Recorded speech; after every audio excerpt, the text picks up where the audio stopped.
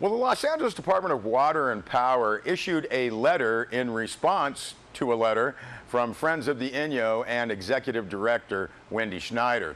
Now, the lengthy letter was signed by Mel Levine, President of the Board of Commissioners of the Los Angeles Department of Water and Power, and included many points that have been raised by Mono Ranch lessees, environmental groups, and the general public. Now, the main focus of the letter is water irrigation practices in Long Valley. Urge you to see our website, sierrawave.net. We have posted that full letter from the LADWP, and that has already garnered several comments.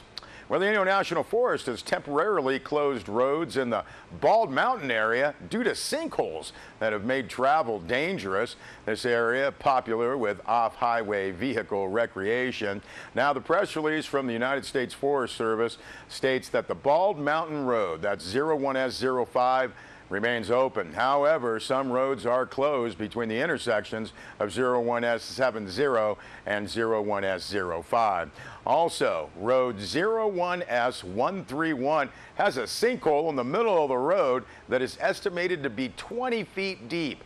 A vehicle got stuck in this sinkhole, and the driver reported that the ground gave way underneath the vehicle as they drove through there. Now, there is at least one other sinkhole and numerous depressions, more than 30, forming in the vicinity. Some of the sinkholes and depressions that are developing are narrow and deep and have the potential to be dangerous because they are covered in needles and leaves, making them hard to see. Bald Mountain, the press release notes, is in a beautiful Jeffrey Pine forest. Now, the United States Forest Service is working with the United States Geological Survey to assess and monitor the area to determine what geological phenomena are at work in the area. The location contains organic material on the surface. The subsurface geology contains highly permeable pyroclastic ash flows, Bishop Tuff, and basalt bedrock, which may contribute to the instability in the area. Based upon this assessment, the United States Forest Service will determine a long-term strategy. Now, the forest has put up signs for this closure area, and if you're traveling in the nearby vicinity, you're asked to use extreme caution since the extent and nature of the sinkholes and depressions not yet mapped or understood. Well, Deb Murphy filed this report for Sierra Wave Media. In the next 6 to 8 weeks, Spectrum, the contractor on the Caltrans Downtown Bishop ADA project, will have completed the Line Street portion. Work on Main Street will be postponed. Now, initially, the project was to bring curbs, sidewalks, and driveways into compliance with the Americans with Disabilities Act, stretching from the west of the Bishop Care Center on Line Street to Main Street and from J Street north to the Y. Now, according to Florine Trainer, Caltrans District 9 Public Information Officer, the department opted for a more complete, fully integrated project with bike and pedestrian features in addition to bringing the downtown area into ADA compliance. Best to do the project just once, Florine Trainer said. Now, some of the older buildings in the downtown core sit at a different level than newer construction. A real fix would require tearing the sidewalks down to the dirt. Now, the timing of the final project isn't set in concrete yet, probably in the next 2 or 3 years. The exact start date depends on the vote to repeal California's gas tax on this November's ballot. Trainer said this project may not be as extensive, or it may be pushed out further than we would like, but it will still happen. Well, the Superior Court of California for Mono County has released the 2017-2018 grand jury final report. There were 5 major subjects in this year's final report. The first was an investigation of the town of Mammoth Lakes, in particular, the Mammoth Lakes tourism. The second investigation was the annually required investigation into the conditions and management of the Mono County Jail.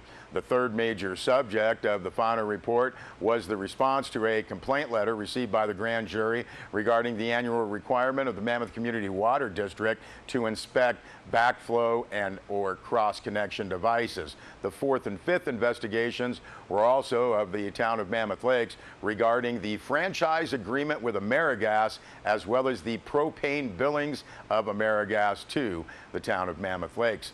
Copy of that report is on the court's website, mono.courts.ca.gov, and we have posted that on our website, sierrawave.net.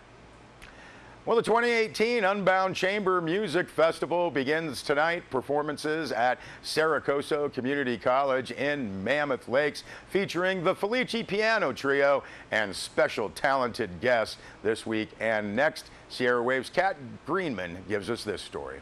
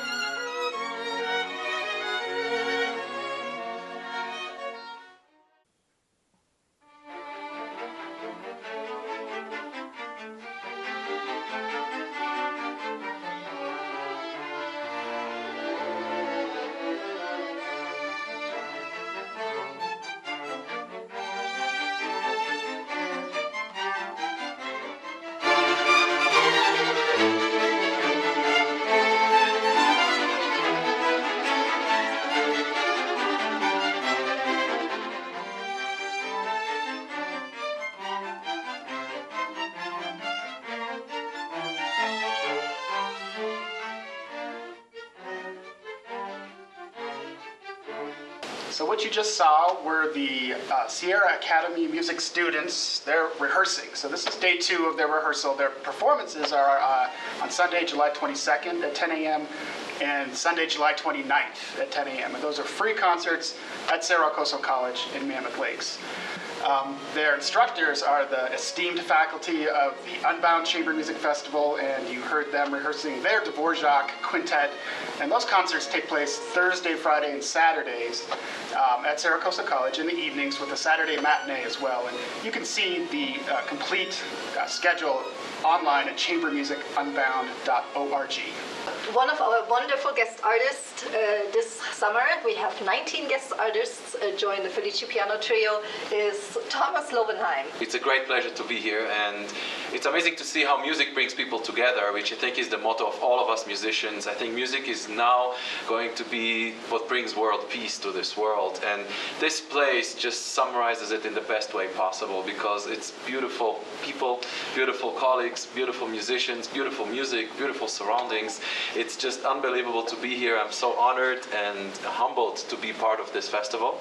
We are honored that these world-class artists are here to join us and spend these 2 weeks with us to explore some of the best that the art of chamber music has to offer. And I want to kind of follow up on Thomas's idealistic view of music as the language that brings world peace. I really do think that chamber music as an art form was conceived in that way. Chamber music as an art form grew out of the Enlightenment movement, and it still to this point carries the most profound ideals of this movement, that there's equality between people, there is liberty of expression, and you'll find all of this in chamber music.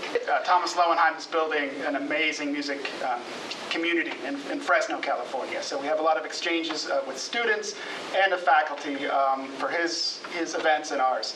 He also mentioned the side-by-side concerts. So this is when faculty and students are playing side-by-side in the evening concerts. So these happen the 21st of July, Saturday night, and the following Saturday, the 28th.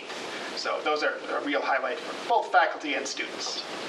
So tickets are available at the door 45 minutes before performances. We would, however, recommend you getting your tickets in advance, because some of the concerts do sell out.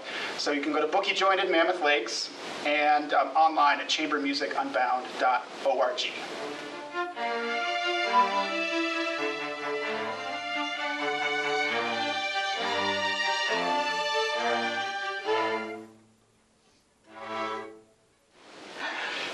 and join us. All right, should be wonderful. Chambermusicunbound.org has all the information. We'll be back with more news.